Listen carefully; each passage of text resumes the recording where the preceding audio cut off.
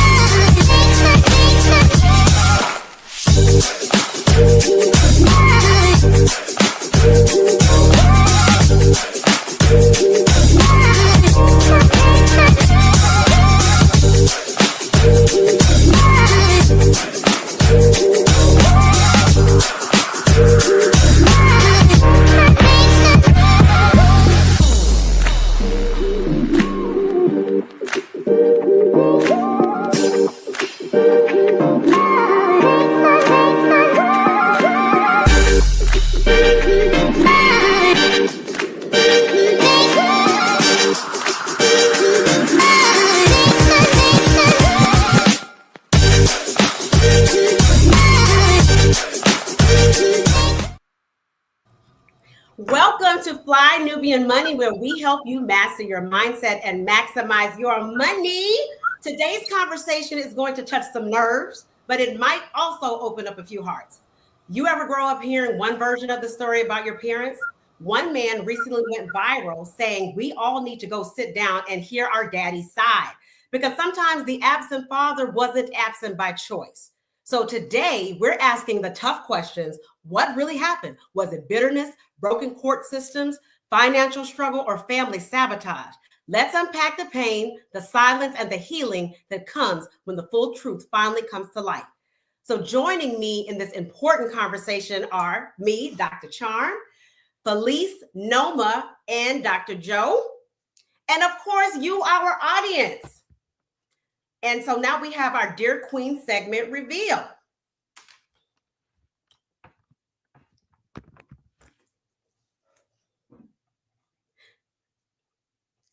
A few years ago, I co-signed on a Honda for a friend to help them get a better interest rate. Fast forward, once their credit improved, they wanted a Benz. But when they tried to trade in the Honda, they found out they had $10,000 in negative equity. Instead of paying it off, they let the Honda get repossessed after they secured the Benz. Now my credit is taking a hit. They're acting like it's my responsibility to deal with it, but I didn't sign up for that. I helped out as a friend, and now they're moving like it's no big deal. It feels like they don't care how this is messing me up financially. What would you do?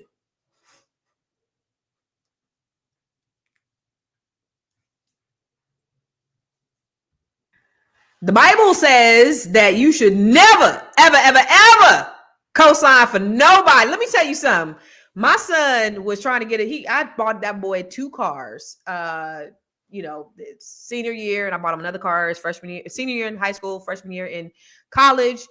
They both, the last one got into an accident, and so he was trying to get a car with a car note, and he begged me every which way, and I love my baby boy. I will die for my kids, but I will never ever co-sign for nobody. My parents taught me that a long time ago. What about y'all? Would you co-sign for somebody, Dr. Charm? No, I would not. Only my daughter, but not any other family members, because we don't know what they're going to do. If you do co-sign, you have to be prepared to assume complete financial responsibility for that item. Now, if you have the means to do that and the ability, the means, then yes, go ahead and do it. But if you know that if they did not honor their end of the bargain and you would be stuck with it and it's not affordable to you, then obviously no, that's poor financial decision making. What about you, Noma?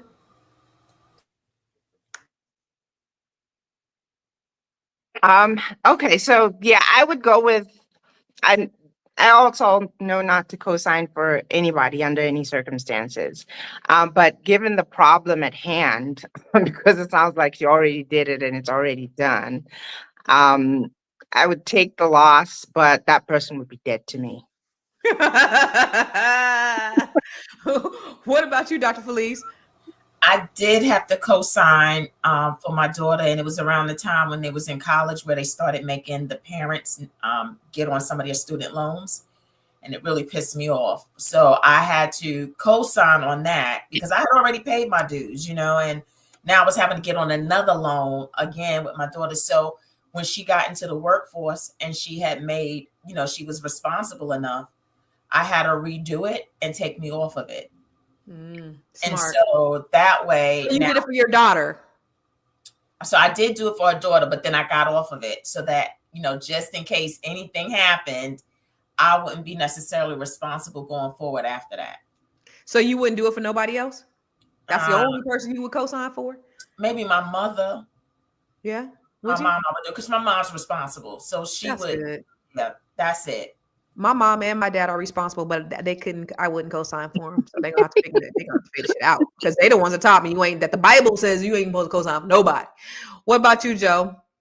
If I had it, I'd do it, but that's only if I do it, because that's the only way I do it, because like Noma said, it's done and already, so you got to take the L. So if I'm not prepared to take the L, then I'm not going to do it. But yeah, got it. That's whatever. You know what? I forgot. I kind of did. I didn't co-sign because I bought a Range Rover when I came out here and I hated it, and I gave it to my daughter, and the loan is still in my name, but she's responsible for it. So I'm kind of like the co-signer, because if she don't pay it, then I gotta pay it. You hate a Range Rover? You hate a Range Rover? Yeah, it wasn't. I bought it sight unseen, and it was the wrong color, and I just didn't like it. So I was just like, ugh, and I couldn't. And let me tell you this, and then we're gonna move on. When I moved out here, my Tesla was getting shipped out here, and so CarMax gives you 30 days to take a car back, and I had just sitting here before I moved here. It was sitting here in my driveway, and I was getting ready to take it back. Went to the car wash to get it clean, take it back to CarMax. I was getting ready to get on the freeway, got into an accident. Boom, stuck. Sitting on the side of the road crying. Police come. And I'm just coming from the gym. Police, I'm over here crying. He's like, hey, can I get your number? I was like, welcome to the DMV. Welcome to the DMV.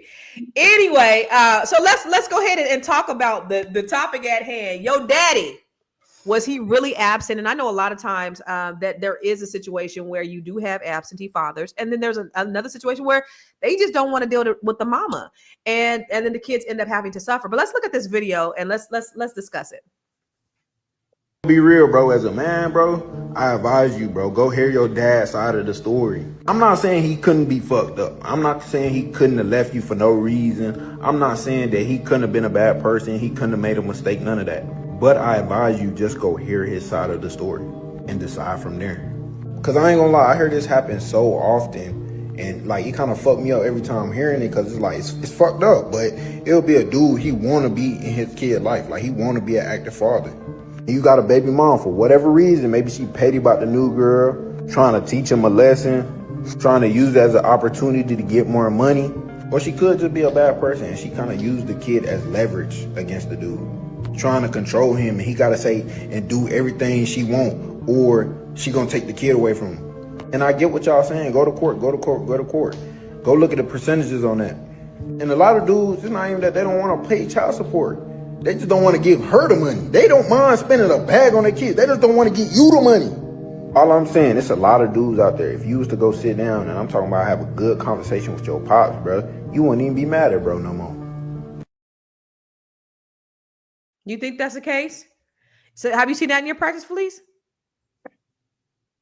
So I don't necessarily see it in my practice, but I've seen it where, some women do use their children as leverage. And because they're hurting, because they feel the rejection and the abandonment, they use those children against their dad and don't realize what it means for the children. Forget the father, what it means for the children not to have their father in their lives. And, I shared last time that I had to do it, not because I was using my daughter as leverage, was because her father was so inconsistent and his visits with her were so few and far between.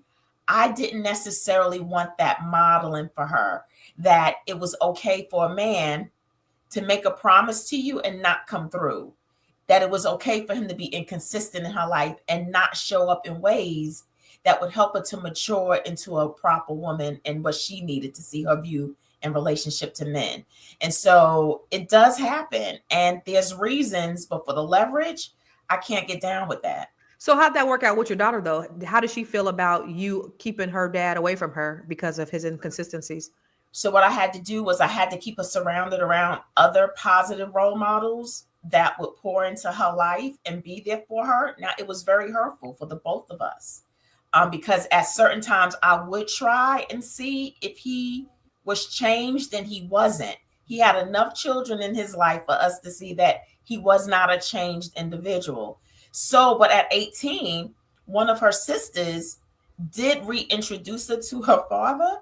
And she was able, I mean, great relationship with him. But she was able to truly see who he was. And my daughter thanked me. She was like, I get it. I get why you had to do what you had to do.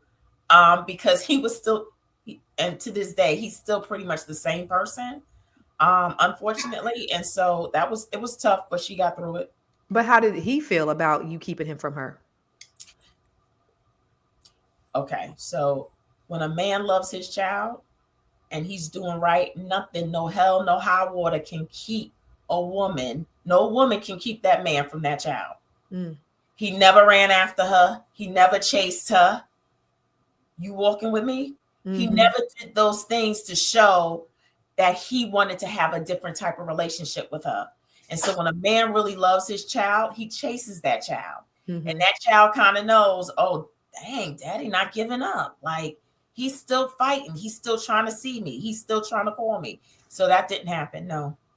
Interesting. All right. Well, we're going to talk more about it when we get back from the break. Woo! It's a good show right here. But I'm biased. If you are just tuning in, you are watching Fly Nubian Money, where we help you master your mindset and maximize your money. My name is Tiara Williams. I'm also known as Miss Black Hollywood, and I'm the proud producer of this show because it is lit. If you want to receive notifications for when we go live Monday through Friday, 1 to 2 p.m. Eastern Standard Time. All you have to do is text the word Queens to 87948. That's Queens to 87948. That's QUEENS to 87948. Also, if you want to grow your money and not blow your money, all you have to do is go to flynubianmoney.com. There's all kinds of resources, there's courses, there's free giveaways. There's just no reason to be broke in 2025. All you have to do is go to flynubianmoney.com. Obviously, you don't want to be entertained here. You want to know enough to grow. Wait, I need to put that on a shirt. You got to know to grow. Got to know to grow. So know and grow with flynubianmoney.com. So, all right. Know to grow. So, Joe, in your practice, have you seen where men are keeping or women are keeping their children away from their fathers? 100%. I just talked to a brother last week that was super upset about the fact that, he felt like he's a present father. He does all the things that financially that the baby needs. But the woman dragged him into court, and he got a really exacerbated child support. And also, there's limitations on how much he can see his son and how present he can be in that regard. So, I mean, he was super angry. And I've seen it a bunch of different ways. So, I mean, that's just one example, but it's a common occurrence from what I can tell. So, yeah. Wow. Now, I understand that, what I don't understand is how two people, because for me, like, he's the 50% the father, I'm 50% the mother. How can you have control over what that child? That just doesn't, for me, it doesn't make logical sense how one can, unless they are unfit, unless they're abusive. Dr. Charm, have you seen, and I'm going to ask you guys too, in the audience, in the chat, have you guys seen, women keeping their child from the men and after asking the father, what's going on, or having a conversation with the father, it kind of healed those kids. One of the things I used to always hear my mom saying is she used to say, them kids, like my cousin would keep her kids from their daddies. And she would always say, they're going to resent her when they grow up. and they finally get a chance to really be with they dad, because a lot of times you do have these women that are bitter, that are keeping their kids from their father. But what do you think, Dr. Charm? Well, I actually have a very good friend. His name is Omar Johnson, and he did a documentary called In Search of Damien O. And it discusses parental alienation. So he's from Chicago, documentary filmmaker, had a son with a white woman. He's Black. And this was in the 80s. And because she was white and she had white privilege, and they didn't want to, they had some strife, and they ended up not being together, she took his son and fled to another state. He talks about this in the documentary. Documentary came out last year, won a lot of awards at film festivals. But she took the son, took him to Michigan, took him to Colorado, and all this time Omar was fighting in court, has stacks and stacks of court documents. But she did parental alienation, which is where you turn one parent against the other by subterfuge, lies, whatever. And so they ended up in California, and his son all that time did not think that his father wanted to be with him. Omar fought, but he was having to fly different places and pay for lawyers, and he lost his job. And so he couldn't continue to fight anymore in court, because at one point he had gotten some custody, but then she came back again. And because she was a white woman, she had this privilege. And so he did the documentary. Documentary came out last year, but he sent his son a copy of it during the kind of the pandemic, like 2020. And all this time, his son thought that he didn't want him, but he had literal proof in the documentary, the paperwork. And as a result, now the son does not speak to the mother, and he has a great relationship with his father. So it was full circle. But watching it, for me, having an absent father who did not want to be in my life was so painful, because I see this man that was really wanting to be with his son, and God's grace, they are enjoying a good relationship now. Wow. That's amazing. That's interesting. So it's called, I forgot, parental alienation is what that is. Yeah. Thank you for that. What about you, Noma? Have you, because I know that you are all about what is it? What's your title? Marriage, motherhood, and money making. Marriage, motherhood, and money making. So is this foreign to you? Like, what do you think about this? Well, you meet different people with different situations, and I've definitely seen people who split, and then the father was kept from the child, or sometimes the father just couldn't be bothered with the child. But either way, I still think that even when the father is not fully what the mother thinks he should be, she should do everything she can to allow access. Yeah. Because if there is something wrong with the father, his character or whatever, as long as he's not going to physically harm his child, and most fathers won't. Even men who beat their wives or beat their girlfriends are really not likely to hurt their own children. Or at least they really, statistically, they just don't. That's what I'm saying. I'm not saying they won't or they can't. And my opinion is that they should be given access. If there is something, a character flaw with the father, let the child find that truth out for themselves. And because the thing is, that is what it is. It's the truth. That's who their father is. That's their destiny. That's the father they got. That's and the there's father no he other. chose. Yeah. So Then the other thing is, if the mother then, gets remarried or whatever, there do have to be some, parameters with the stepfather, the conditions. He can't just come barging into the new family without letting them know or whatever. So you do have to kind of get that arranged. But by all means, I feel like children should have full access to their fathers, and fathers should have full access to their children. For sure. Yeah. So everyone, did you guys grow up with a mother and a father in the home? Yes. I didn't. You didn't? What about you, Joe? I did not. No? So for you guys who did not, did you hear like from your mom's side of the story? I know for me, my parents got separated when I was 14, but they were always very back and forth. One thing my parents were really good about, which I wanted for my children, my parents, even when they didn't speak, they always spoke highly of each other. So my dad, even though my mom was a hell-raising hellion at times, my dad would be like, your mama, she has a good heart, and so then my mom would always say great things about my dad. Your daddy love you. So, I had that, thankfully, for both of them. My dad didn't tolerate disrespect of my mom, and my mom always respected my dad. That was really cool. So I didn't have that going on in my household. But have you guys had those experiences where you had a parent that did what do you call that, parental alienation, Dr. Charm? Yeah, my father, my father was absent from my life. My father was very, very educated, university professor. He did stand-up comedy and acting, a lot of things. I met my father only 5 times in my life, and I completely have his entire personality, which is so crazy. Like, genetics is amazing. But, he and my mother only had sex one time. I told my dad once, one of the few times that we spoke, I said, Don, you had super sperm. So my father passed away in 2023, and rest in peace, Don Johnson, my dad. But he had mental health struggles, and looking back, it was actually in my best interest that he was not in my life, because he was bipolar and he didn't get it treated. We had some fleeting moments where we did talk and things. And when I was about 19 years old, we kind of reconnected, because I would always reach out. I was always the one call in. I'd come by the house, because we have a family home in Houston. And it was very, very painful. I mean, I've been in therapy for a very long time dealing with this and coming to terms with it. But I do remember that when I first, started reaching out to him and ended up connecting with his side of the family. So I always had a good relationship with his side of the family and his brother, but not him. And looking at the mental health, and we broke it down, he just said, because my mother had dealt with sexual abuse, she didn't trust sending her daughter off with a man that she'd only had sex with once. So then that played into it. He didn't know she had been abused. And we had this whole conversation.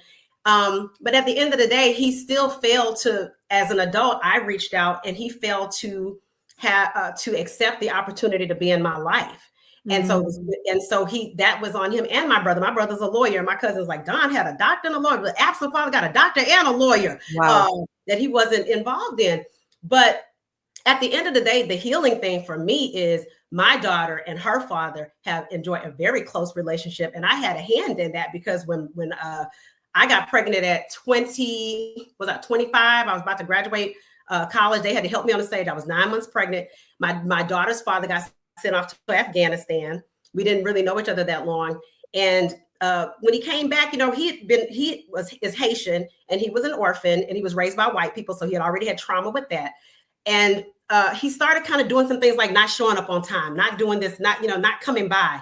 And so I took him to court, and it was more because he was paying child support, but it was more to force him to be a father. And me taking him to court forced him to be a father, because he didn't want to have to pay all this exorbitant child support. So he wanted joint custody. And it was a great thing that I did, taking him to court, because now they're closer than she and I are. She's a daddy's girl. And it was healing for me to do that, so that I didn't repeat the generational curse. So with your dad being estranged, did your mom keep you from him, or did your mom have her side of the story as per se? She always disparaged him. She didn't talk about him that much, but her attitude was, if he didn't want to be there, because that was before people started taking folks to court and everything. And my great aunt Katie, rest in peace, my Aunt Katie ain't take no shit off of nobody, because I grew up, my great grandmother and my aunt was in one house, and we're in the house next door. And she said, you need to take that Negro to court. My mom was like, I don't want to take anybody to court. They don't want to be there for their kids. She's a single mom, and she worked hard. She worked as a medical transcriptionist in a hospital. And so he never contributed, never did anything. And she kind of, she disparaged him a little bit, not that much, but whenever she would talk about him, you knew it wasn't anything good. She never tried to keep me from him, as far as like, you can't go over there. But it was, for him, it was like, well, I had this reaction when I did express trying to have a relationship. And because it was so inordinate, he didn't know she had been abused. He got turned off, and then just was like, well, I don't want to have anything to do with it. That was his excuse for me. But my brother, they had more of a relationship. But then when it got time to start paying for college and paying for things, then that's when he stopped being around my brother. So at the end of the day, my father was irresponsible and an absent father, though a brilliant man. And, I'm coming to terms with that. I love my father. Me being a psychic medium, I could, we connect. I have dreams about him. He gave me a very beautiful message on Saturday. He doesn't hang around a lot, but when he comes, he was giving me some very healing messages. And I had a psychic tell me years ago, she said, you're not going to have a relationship with your father. You all will meet in the hereafter. But with that, my father has passed. We're actually closer now, because I am a psychic medium and I can receive messages from him. We're closer now than we were when he was in life. And I'm grateful for that. That is deep. Wow. Fascinating. I can talk all day about that. That's interesting. All right. So, we got to go to break, girl. We got to go to break. You didn't talk us all the way to break. I know. You're busy, you got things to do, and you can't take us on the go with you every single day. Good news for you. We are now on Spotify. So if you can't watch us, now you can listen to us on Spotify.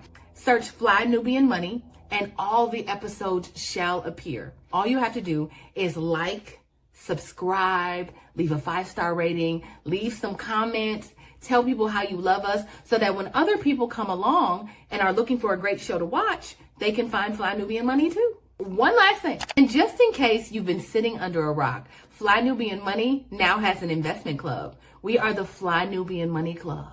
It's easy. All you have to do is go to flynubianmoneyclub.com, and I am committed to bringing in top experts from all industries to help you level up. They're teaching us the skills that we need to compete in this market.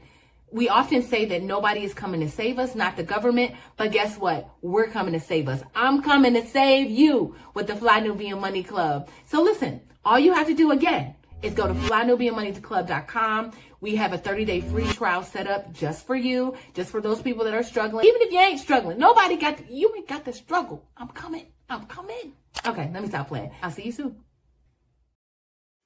So listen, interesting. I do want to ask y'all though, for before we go to the stats, because we have some stats on this very topic. I want to ask you, for those who did not grow up with your mother and father in the home, did you guys grow up hearing only your mother's side of the story? For you, Joe, did you grow up hearing your mother's side of the story?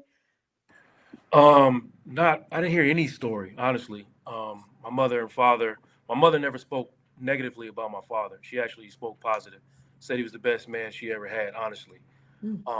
But I developed my own opinions and feelings about him because he wasn't present. Over time, I got to recognize for myself that, he wasn't consistent, kind of what Felice was talking about earlier. And I developed my own feelings about it. And my mother died at 15. So here it is, my father's opportunity for me to build a relationship with him. And he died when I was 16. So I had that 1 year of really getting to know and understand. But at 15, I don't know what I need or the questions that I need to ask to fill in the holes. So I'm still left with those holes. I didn't have that conversation. I didn't get his side of the story per se. And I'm still kind of wondering what it was. So I'm saying that to say, if you have an opportunity to gain, speaking directly to the topic, your father's side of the story, if that's possible for you, I encourage you to go do it, rather than live with not knowing or understanding where he was, because he wasn't. What about you, Dr. Felice? Did you grow up hearing only one side, your mother's side or your father's side? So my mom and dad were married, but then they were divorced when I was young. And my father was very abusive, physically abusive towards my mother. Like I tell people in my book, that trauma was the vehicle by which I entered this world, because he beat my mother into premature labor. And so I witnessed my father physically abusing my mother, sometimes at least at one point where I thought she could have died. And so I saw that, right? So growing up, really, my mom didn't have to say too much to me, only because I had witnessed the abuse. And then with the separation and him leaving, my father thought he felt it was more important for him to really develop his relationship with my brother versus me. Though I did have a relationship with him, it wasn't consistent and it wasn't the same. I knew and felt the difference between how he interacted and engaged between me and my brother. But I can say that my father did give me my love for books. That was our connection. Yeah. And my father also, hindsight years later, realized that he suffered with schizophrenia. And he was also a New York City police officer. So one of the things that I noticed about my dad was nobody messed with Hightower, right? Like he was a beast on those streets. And so now that you can see with the mental health and the abuse and all that other stuff, just like with Dr. Charm, I found out later that it was probably for my best interest that he wasn't so active in my life, what that continued trauma would have looked like for me years later. And so, but I did wind up developing a better relationship with my father years later. And my father passed away last year. And me and my brother were able to be there with him. Yeah. And I'm grateful. Yeah. I'm grateful that even though our beginnings weren't that great, that there's reasons why people show up the way that they do in our lives, right? And we may not have full understanding, but if you keep your heart open to the possibility of reconciliation, no matter what that looks like, you still get to benefit from it. So I'm glad that I was able to develop some sort of relationship with my dad and that I was there for him. Yeah. You know, it's you, I think because you know how to work through that because you're a therapist, to see the benefit of his absence. You know, a lot of people need to see that because they focus so much on the absence. They don't see the benefit possibly that the absence could have. Obviously, when you were talking, it reminded me of my good girlfriend. Her dad used to beat the shit out of her mom and beat them too. And when he died, that was like the best day of her life. Like still to this day, she celebrates his death. And I'm like, oh, because I know people who hated their mom, but then when they died, it's like, oh my God, I miss my mom. And she's the only person I've ever met that even post death, like still had this disdain for him, which is, you know, it's a lot of trauma that I could imagine that she had to deal with to have that kind of disdain for her father. But I do want to look at these stats about this. 70% of Black fathers who live with their children bathe, dress, diaper, or help them use the toilet every day, higher than whites or Hispanic fathers. Y'all see that? Black fathers is good fathers. Nearly 50% of Black fathers who live apart from their children still talk with them at least several times a week. Okay. The stereotype of the absent Black father is misleading. Many are active in their children's lives, regardless of marital status. Okay. And parental alienation affects more than 22 million parents in the US. Many are fathers separated from their children due to relationship conflict and not abandonment. That is interesting. Noma, what do you think about those stats in terms of, you know, because we do have this stigma against Black fathers that they're not active, that they're not present, that they're deadbeats. That's all rampant through our community. What do you think? While looking at the statistics that, you know, a lot of in the Black community, a lot of the mothers are single parents, and that sometimes they're the ones who own the narrative, where they're the ones raising the children by themselves. You can understand why we can have that rhetoric of, you know, they're deadbeat and they're all that other stuff. Then the other thing that I noticed was that Black fathers were more active in like more nurturing roles. And some of that can come from the fact that you'll find that again in the Black community, you're going to find that women do better. They get more educated and they get better paying jobs. So that kind of relegates the dad sometimes to the parent that has more contact with the children. So that's just something I noticed. But in terms of knowing that Black fathers are absent, or rather they're present and they participate in the raising their children. I have that personal experience. Although my parents were together for 50 years until my father passed away. But even around me, I've seen parents that were not together and their fathers were doing their bit, taking their child for the weekend, paying school fees, you know, doing whatever they can do. And oftentimes, I think it's not spoken enough that when a man rejects a woman that he has a child with, he's not rejecting his child. He's just rejecting that woman. And sadly, they create the narrative that he rejected us, but it's not true. Sometimes he's just rejecting the mother and absolutely wants his child. You know, one of the things that the guy said in the video I just remembered was maybe she don't want to get that money to you. She want to get the money to the kids. Like a lot of Black men had that mentality, Dr. Char. Stupid though. Yeah, it just really struck me. And that was the thing that I was probably more offended about. And you see this so much. And what happened is just, let's be honest and let's be real. These men are not, I'm not talking about the people who were married and got a divorce and now they're parenting their children. These men are creating broken homes. You have men that have multiple babies' mothers. You're creating a broken home because you don't want to be, you're not being judicious about who you spill your seed with. And then, so you never liked the woman. It was a purely sexual relationship. And so then when the child comes of it, and I'm not saying women go get an abortion. I mean, I saw some post and the woman said, you women, you should be able to, you can choose who you give birth to. And, I'm anti-abortion. Now I am pro-choice in the sense that you should be able to have the right to do it, but I don't believe personally in abortion. So I don't believe in just go killing your baby. So have your baby. But if you're creating a broken home, then you resent the woman. She resents you. She's jealous because you're dating, because you're not married. And then she, for the women who are unevolved, they're doing this petty shit, which is wrong. I'm going to hold them accountable. And so it is a vicious, dysfunctional cycle, and it would be resolved at least with an emphasis on marriage in our community. Now, if you get divorced, then at least you would have tried, but you're not creating a broken home. And they say, well, why blame it on the man? No, the man is the leader. Okay. The Bible talks about the man being the leader. You got to have a leader. You got to have a lieutenant. The man is the leader.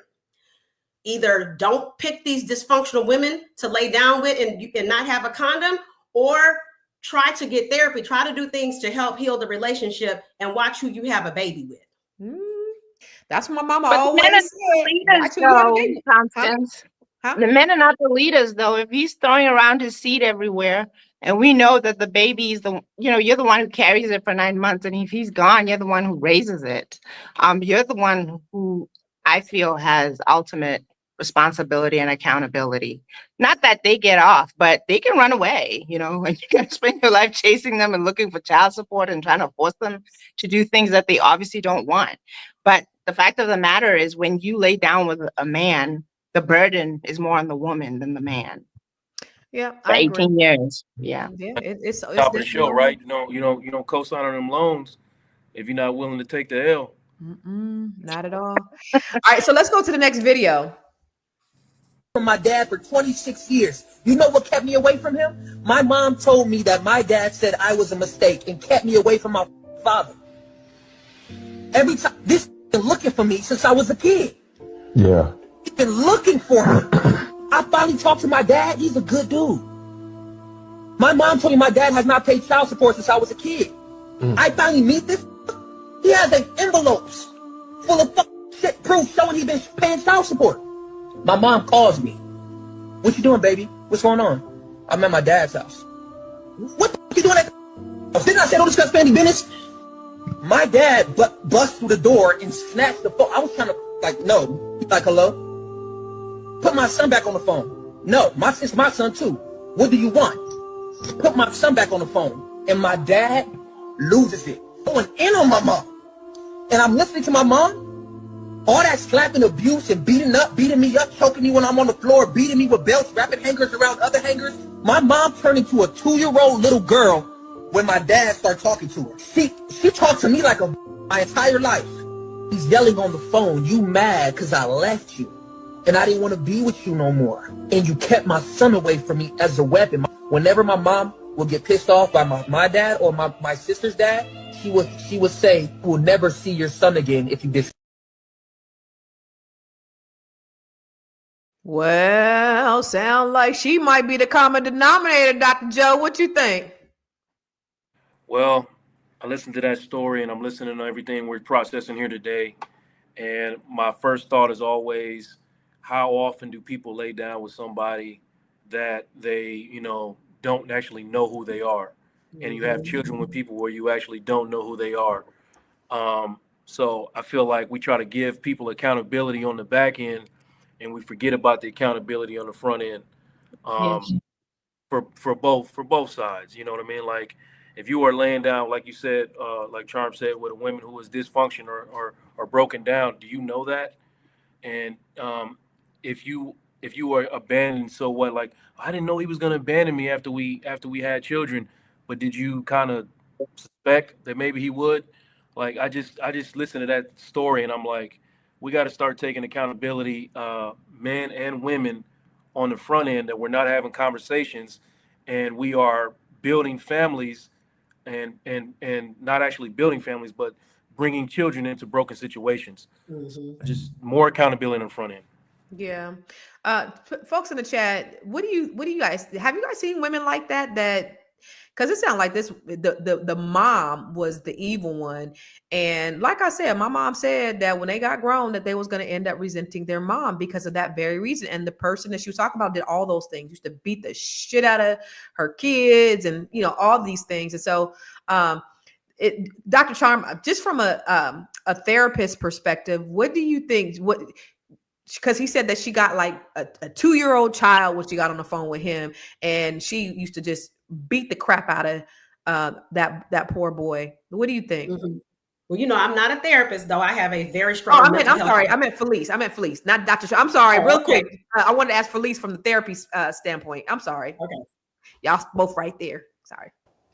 So it sounds like trauma, right? And what seriously, y'all, and I'm not trying to reprimand anybody and I'm not trying to correct anybody, but we got to really come from a deeper space of understanding before we judge people and call them evil for their acts, right? Because hurt people. And when they don't get healed, the hurting continues. And I really believe that people don't necessarily want to go throughout their lives hurting people. But if you don't get healing, you don't have another way to survive. And so what I hear in these situations is trauma, hurt, lack of healing. And really, the hurt is really a secret cry for help. It is a secret cry for the love they think they need and are not receiving. And so that's what it shows up as. And you see it all the time with people who have behavioral issues. Like a lot of our children in schools, the first thing they want to do is suspend or whatever, instead of getting to the root. And the root is there's a lack somewhere. And so people act out in ways that are not acceptable. I'm not condoning it. I don't make excuses for stuff. I'm just saying what the root is.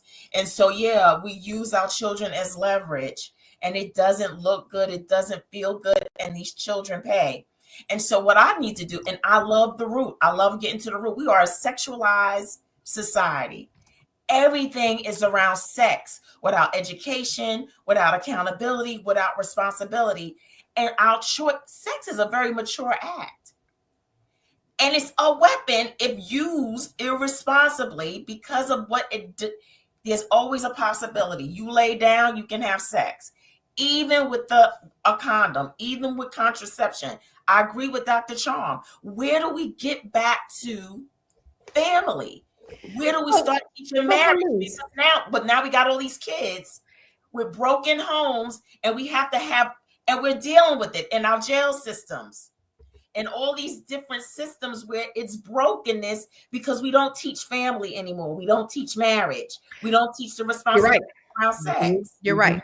You're right. And we got to go to break. But before we do that, though, because I heard you say in the beginning, I don't want to call her evil and, hurt people. Will we have the same empathy or sympathy for a man who was beating the shit out of his kids? So do we have the same empathy for pedophiles? Or it could go on and on and on. No, right. No, I'm not saying that. I'm just saying that there's a reason. Is it because she's a woman that you're giving her that empathy? I don't know. So I'm just gonna keep it real, right? Like, I'm a girl, I'm a woman. I have very big loyalty to women, especially Black women. So I'm just gonna keep it real, and I'm not the most unbiased individual. So if you want to, no, seriously, like I have to train myself to empathize with men, but I do want to.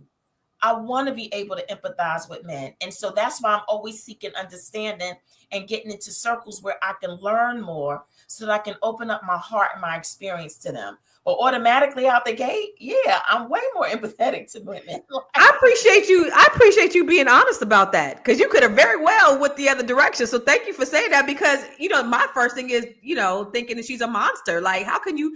I think there's a special place in hell for people, anybody who abuses a child. For me, man or woman, and you came with an empathetic heart and ear, and I thought that was great. But will we do the same thing for these men that beat the shit out of these women or the kids? We're going to talk about it more when we come back from a break, because we got to go to break. Are you a Black business owner looking to expand your reach? Well, has Fly Nubian Money got good news for you? We are building a Black business directory to connect you with customers who need your services. And here is the best part. It is absolutely free. Email us at info@realvirtual.net. Send us your business name. Tell us a little bit about what you do, what services you offer, your website address, and your contact information. That's it. Together, we are going to build and circulate the Black dollar. Get listed today and start connecting with people who are probably already looking for you. So, really quick, Dr. Sean, before I go to you, Noma, because I want you to respond on that empathy thing. What do you think about this lady abusing the shit out of this kid and torturing him and his sister? So she's the common denominator to me. How do you feel about that? Yeah, I was already spiraling when she said, let's not be quick to judge. I was already spiraling, just thinking that is evil, that is vile. I was already going, and, I guess it's good to balance the conversation and have somebody who comes with an element of empathy. But yeah, that's all I was thinking, that is evil and that is vile. And again, I had already spoken about it before that young man came on, and he almost described what I was saying. Oftentimes women are responding to that sting of rejection. And they get so mean and nasty, and they do the most awful things to the children and to the father of the child. And all it is because of that big wound from being rejected from somebody that they thought that they could build a life with. And he's just not interested, and he's not interested at all. Wow. Can you imagine just being that bitter for that long and then just carrying that with you and just taking it happens. Yeah, it happens. Healing is necessary. What do you think about that trauma, Dr. Charm? Hurt people. Well, here's the thing. I told my personal story about my daughter's father being a Haitian immigrant adopted by white people. So he has a mother and father wound, but particularly a mother wound. And then I had a father wound. And so we didn't know each other very well. I mean, he's definitely a very accomplished gentleman. I saw a lot of things in him as far as, he was in school, in the military. And so he's become a very, accomplished person. But we were in our 20s, and I figured out even then, I didn't know as much as I know now, but it triggered me giving birth to my daughter. It triggered my fear and what happened in my childhood with my father being absent. And it triggered his mother wound from being left in an orphanage and, going through malnutrition. And there were children in the orphanage almost dying before he got adopted.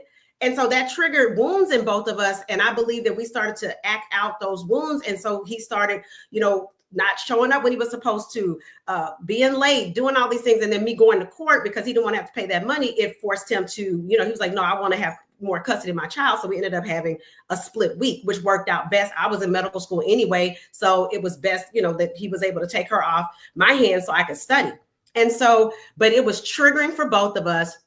And I started getting therapy pretty much in medical school, but I worked on this man, and I'm going to give myself the credit. I worked with this man for 10 years because we put our daughter in therapy when he'd have to go off to the military to get, be active duty, because they were very close. And I put her in therapy the first time when she was 6, just so she could process him being gone. And ended up, she was in therapy like 12 years old because, these are 2 different homes, and she's 12 and I'm all about therapy.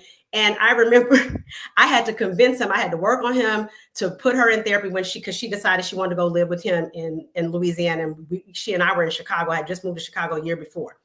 And the agreement was that she was supposed to resume therapy when she got down there. He wouldn't take her to therapy. Got him to finally, I worked on him, got him to take her to therapy. I found her a good Black therapist. They had some family sessions. And when I tell y'all, this man stole my daughter's therapist. They had some kind of a insurance change. And so she couldn't be on my daughter's therapist anymore. I had to find a different one. And he asked my daughter, he said, can I go see Dr. So-and-so? And she said, okay. So he started therapy, and 2 or 3 years later, he had just started therapy when she graduated high school. And he was so, like, his mind was just completely open. Like, oh my God, I can't believe it. Now he's telling everybody, you need to go to therapy. You need to go to therapy. So I'm going to take credit because it took me 10 years to work on this man. But it's healing. Now we are both in a state of healing. And now we have a great relationship because we had a very contentious relationship going on because he was very emotionally abusive. But now he's gotten therapy and we have a great relationship. That's so it's awesome. all about healing. Yeah, and maturity too. Healing and then maturity. Somebody got to be the bigger person. Somebody got to put it all together. And hopefully you could have two people that actually will see the light because it's not about you, it's about those children. Let's go to our last video and just discuss. So after that, you still kept trying? Let me tell you something, son. A woman is like a child. So let me give you a scenario. A woman is like a child. Your child run away. Throw a temper tantrum, run away. You gonna stop taking care of her? Right. You gonna stop? You understand what I'm saying? Are you gonna stop being who you are because of how she acting at this moment? You right. Right. My bad. So your mama is no different. She's still a woman. Okay. So I say, you know what? She being emotional. I find out where y'all stay. I have a conversation with your mama. I pull up. I have a conversation. She tell me, F me. She said that to you? F me is what she said to my face. In your face? To my face. F me. She taking the kids. I ain't never gonna see my kids again. And so on and so forth. I say, oh, you think I lost it, son. I lost it. Okay. And I'm not gonna make no excuses. I choked the shit out of her. I choked her. But you gotta understand, from my perspective, you took my kids. I think you did a little too much, Dad. Right. You took my kids, my life, and you took 16 years out of my life. I done been with you 16 years married, 26 years together. Okay?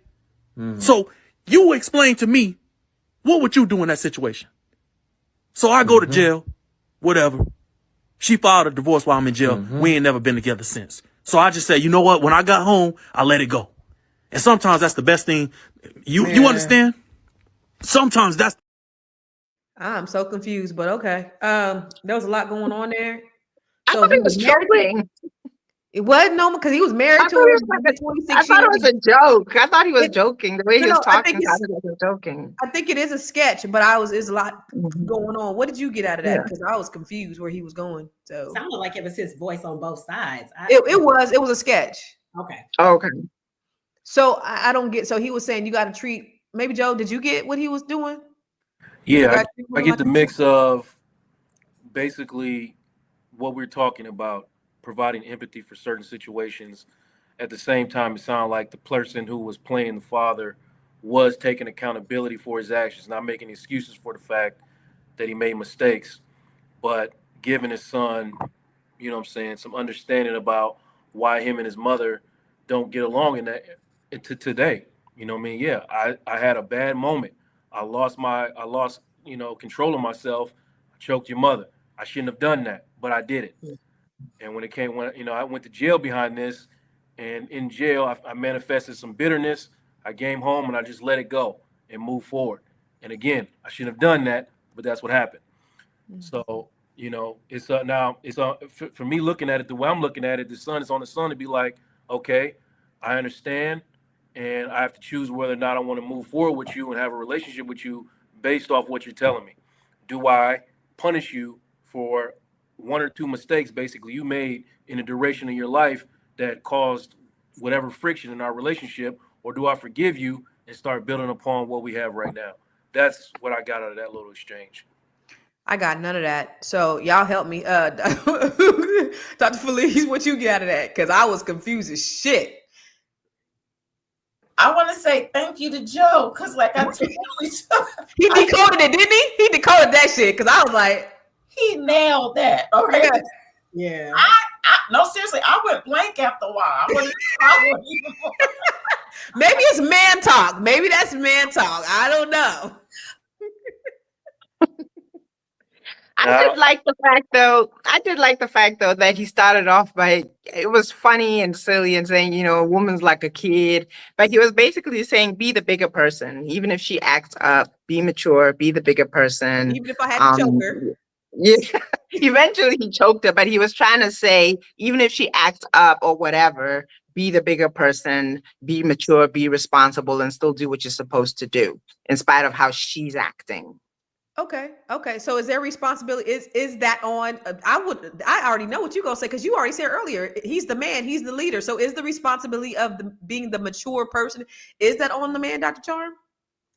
I think we need to have equal parts as far as behavior. As far as talking about the leadership, I'm talking about marrying these women that you impregnate or having an intention of marriage.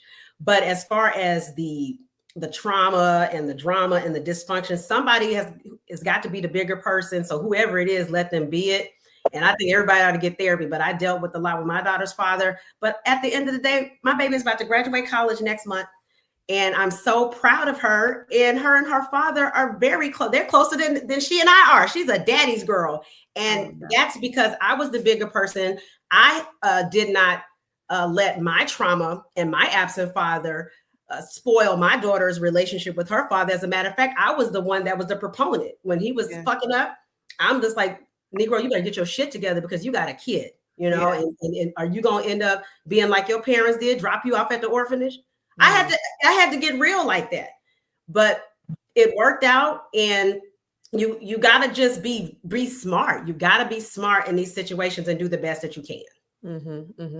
So it's when you have these situations like this, Felice, when you have, the people at odds, and ultimately it's the child that ends up, suffering the most.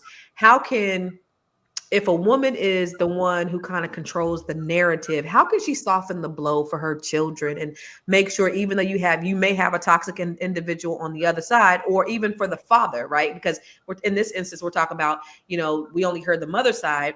For the dad, what can he do to kind of, insulate the child at the end of the day to make them have the best situation possible? So I think a lot of communication and a lot of listening, letting that child talk about their feelings. Therapy is key so that child has somebody who can help them to process what their perception is and have some kind of voice to it so that they can have some understanding, because they really do have developing brains. And so if someone's not talking to them and helping them to heal, they're going to create their own narrative that may not be accurate. Yeah. And so it is very important that these children get some therapy, and or that you're always sharing truth in a way that they can understand it, digest it, and process it, and give some kind of voice to it, that they still feel empowered. Because as a child of divorce, I really didn't feel like I had power. I felt powerless. I felt helpless. I felt abandoned, and I felt responsible, but that was because nobody was talking to me. Yeah. Nobody was helping me heal through what I thought I was experiencing. And so if you can just leave that door open where everybody gets to talk and communicate. Yeah. And sometimes the processing seems crazy, Yeah. but you got to start on the crazy end to get down to the right stuff. And so give grace to the process. Yeah. Dr. Felice, people don't understand the value of the communication piece. Me and all my kids have a really good relationship, but me and my daughter have a really, that's my road dog. We are besties, but I'm not one of her little friends. But one of the things that people always ask is how do you guys have a good relationship? And one thing my daughter says is just one thing: you listen to me. You listen, validate. That's it. You just listen, right? So it's not listen without judgment. Just listen. Yeah. And I think that goes a long way. Of course, the conversation is open, so the communication is open, but listening and hearing what your children have to say, because it probably even before our generation came from that old school saying children are to be seen and not heard, and invalidating, or because I'm the daddy, because I'm the mama, because I'm grown, do as I say, not as I do.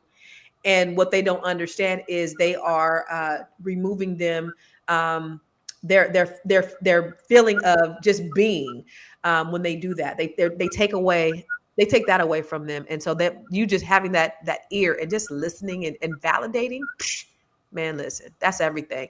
Let's go ahead and wrap up. Joe, give us your final thoughts on this entire topic, with hearing the daddy side and what that does, and ultimately, what we can do to save our children and make sure our children are just raised and are as healthy mentally as possible. Yeah, I'm gonna speak from perspective. I'm trying to be quick, but I'm heavy right now on value of a black man. So we have to get down to a point where we're expanding our understanding and capacity of that to go beyond finance and performance to presence, and you know what I mean. So we can figure out a way to condition not only the black man but the black community to value the black man for more than just what he how he performs and what he produces. Then maybe we can build healthier families.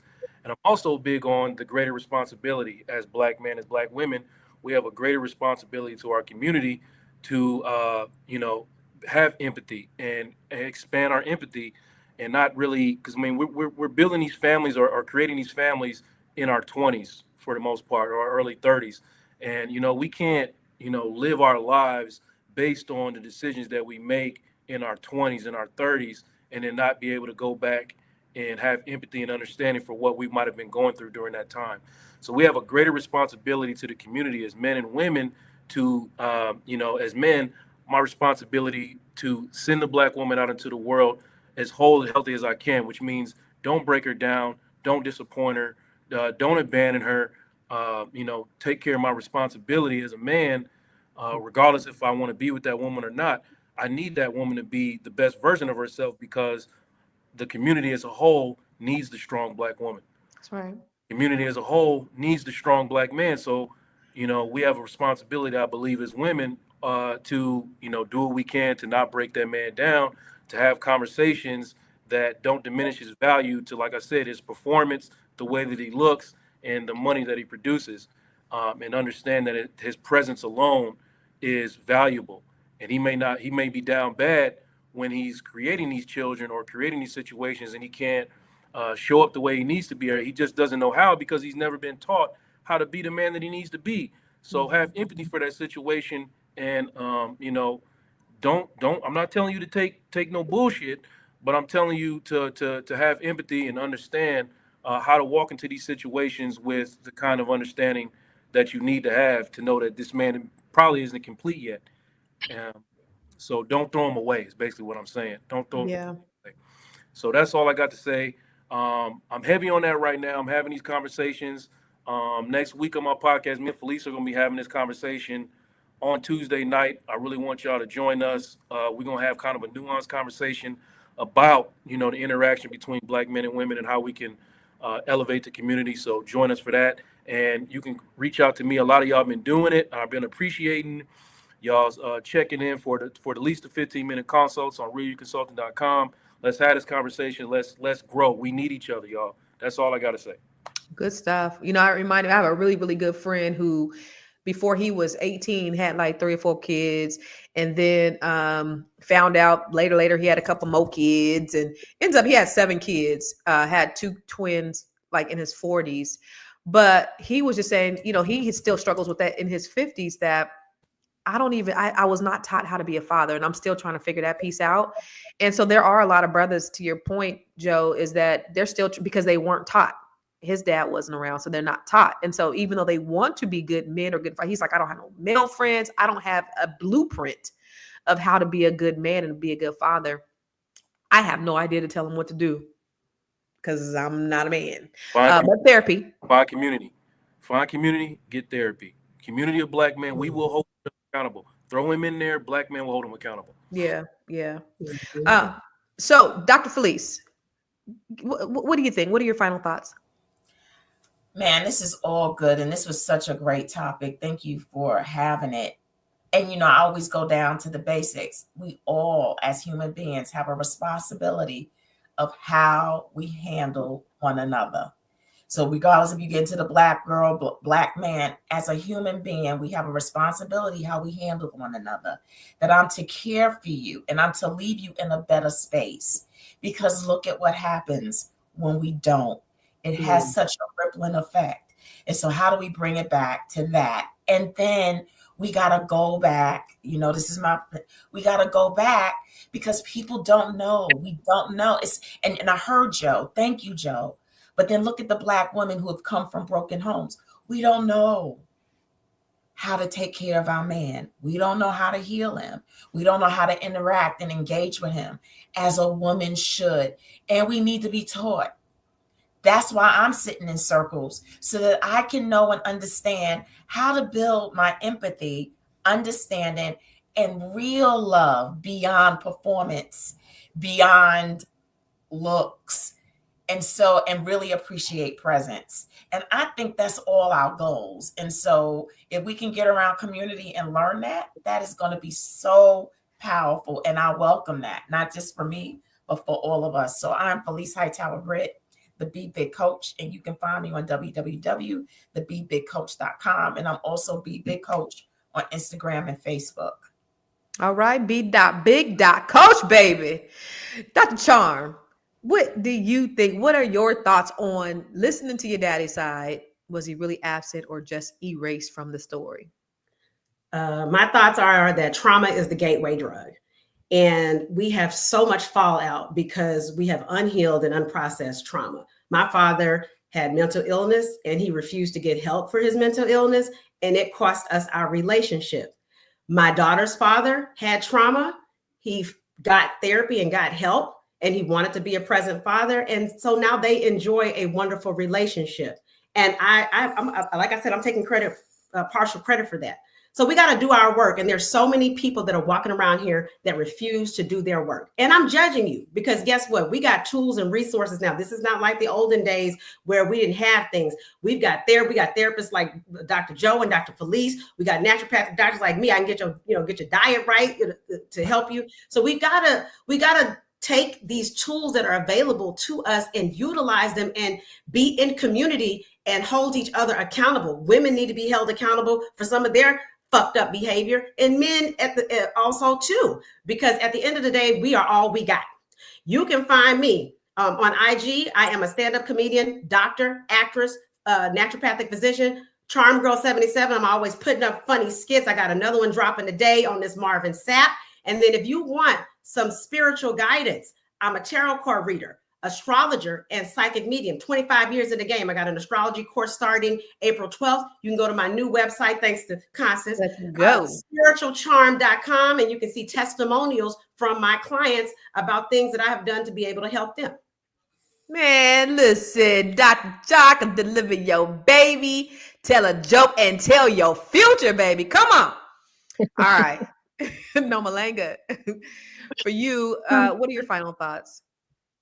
The one thing that I didn't get to kind of introduce, which is important in this conversation, and I'll just say it to close out, is that when you look at statistics, actually, the most successful single parent homes are those where the father is actually the one raising children and the mother is absent. And that's something that you can actually look up. Children have a better chance in a single parent home when the single parent is the father. And single parent homes, when they were studied a lot of times, were because I used to do a lot of work in homeschooling and encourage homeschooling, whether it was single or two parent homes, was that we had to get away from the preschool to prison pipeline. And you'll find that single parent homes, unfortunately, are a predictor of that preschool to prison pipeline. That is drastically reduced, especially in the Black community, when that single parent is the father.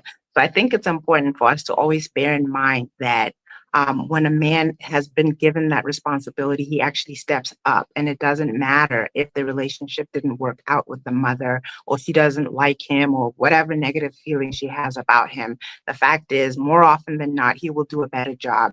Women deal with a lot already. And some of that abuse that we heard talking about, where the mother was abusing the child, not excusing it, but some of it is just that she has too much on her plate. She has too much pressure on her. And unfortunately, the children suffer from that. So I think that's something that we really ought to consider more, is that if there are two parents and they're not together, don't exclude the idea of the child living with their father as their primary parent, and then the mother being the secondary parent. So where you can find me, Noma Langam Sally Moses. I'm on Facebook under that name. On Instagram, I'm Noma Moses. I also have my YouTube channel also as Noma Langam Sally Moses. Good stuff. No, Malanga, my pride don't want to agree with you, but I know what you're saying is true. But my pride don't want to, because I understand. Because as a woman, you can't be a man. And men, I think, provide the structure and the discipline that a lot of these kids need. And as a mother, I know how soft I am, but it also takes two parents too. But the man is going to provide that discipline and the structure a lot of times that sometimes women can't provide. I'd be looking at my big old 6'2" boy, and I'm like, you need your ass whooped by your daddy, because I just can't do it. I just can't. But today's discussion, it was personal. So many of us are walking around with fractured relationships and half the story, you guys.